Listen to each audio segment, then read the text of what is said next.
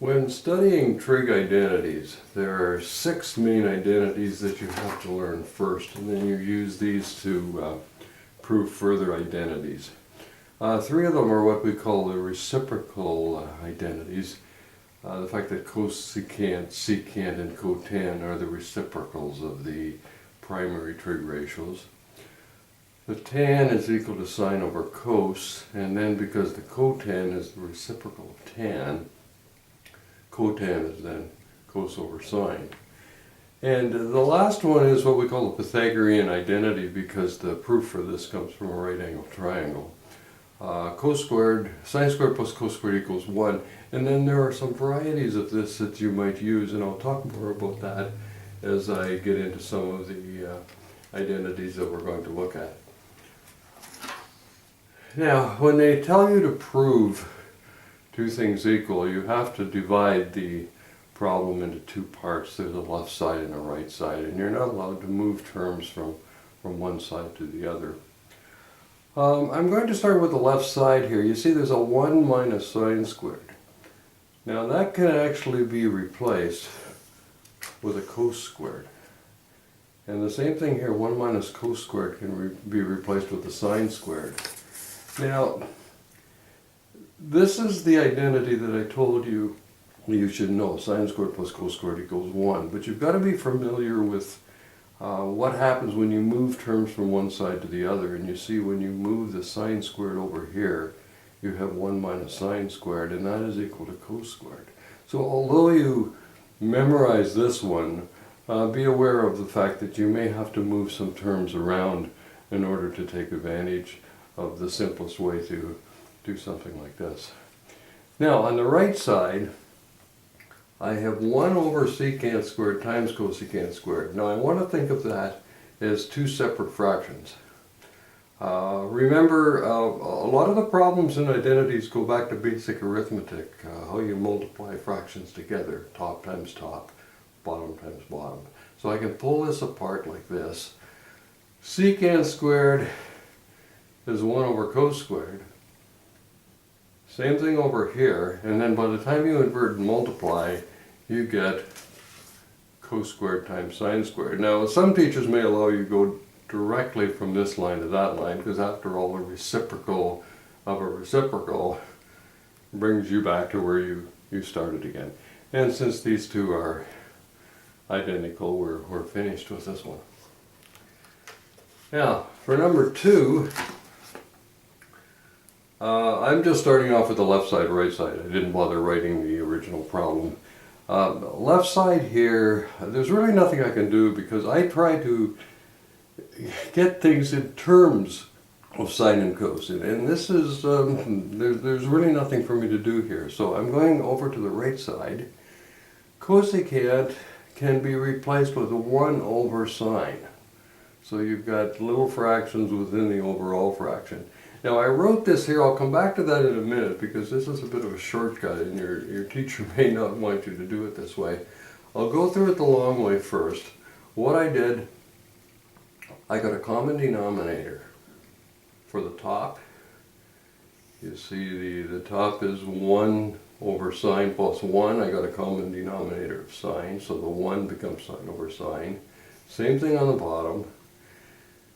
And then when I invert and multiply, I can cancel the signs, and I'm left with 1 plus sine over 1 minus sine. Now to go back to this, what I do sometimes, you've been told in the past that when you have a fraction, if you multiply the top and bottom by the same thing, you've got an equivalent fraction.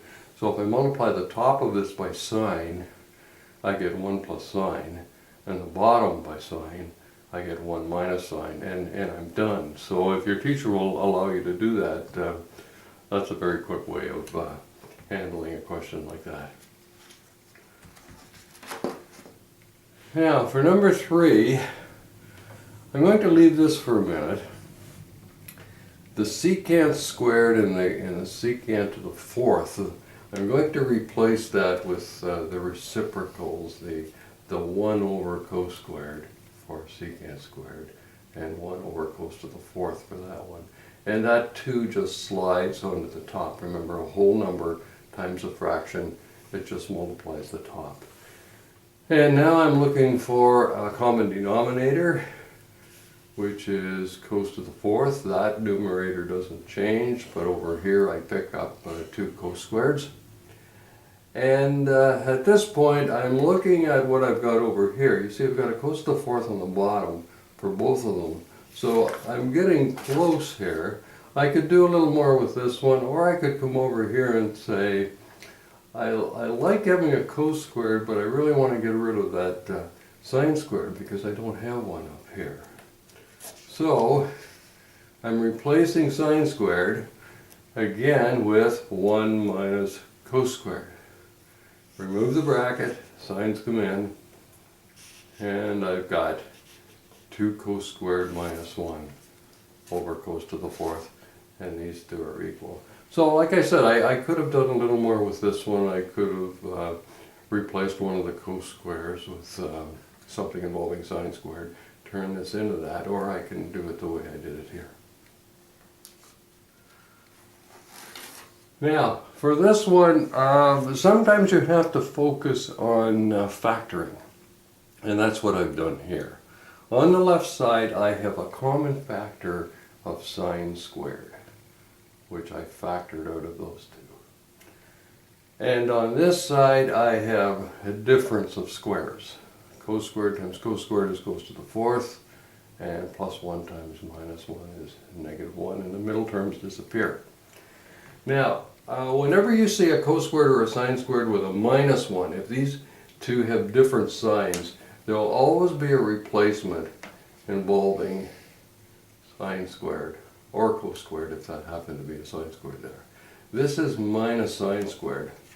I'll say a little more about that. What I did here was I just moved this up to the front. I just wanted my minus sign up there. You see sine squared plus cos squared equals 1. So if you move the 1, then these signs are different. So there wasn't anything I could do here. Cos squared plus 1, you can't get a cos squared plus 1 out of this. So look for the ones that have opposite signs, and often you'll find a replacement. Now, once again, look over here, I've got a sine squared, I don't want to lose that.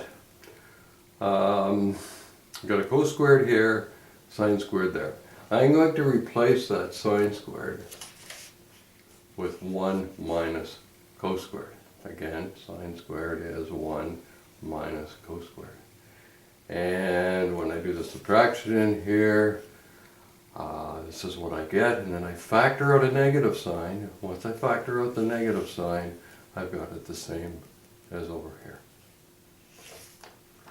I often used to suggest to my students that if you see something that looks awkward, replace it with a simple letter. Like this could be written as a to the fourth minus 1, and you might see the difference of squares. Or this one, a to the fourth minus 2a squared, common factor of a squared. Sometimes it's hard if you're not used to working with words there.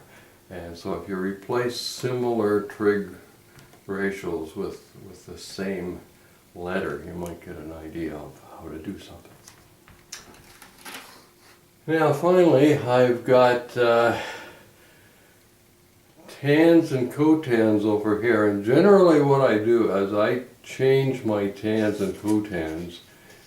I change the tan squared into sine squared over cos squared, cotan squared into cos squared over sine squared. Got a common denominator. Common denominator on top is cos squared. Common denominator on the bottom is sine squared. And now look at what I've got here. Cos squared plus sine squared. Sine squared plus cos squared. Those can be replaced with 1s. That's the Pythagorean identity. And then if I invert and multiply here, 1 over cos squared times sine squared over 1, I end up with sine squared over cos squared. And I'm very close to what I've got here.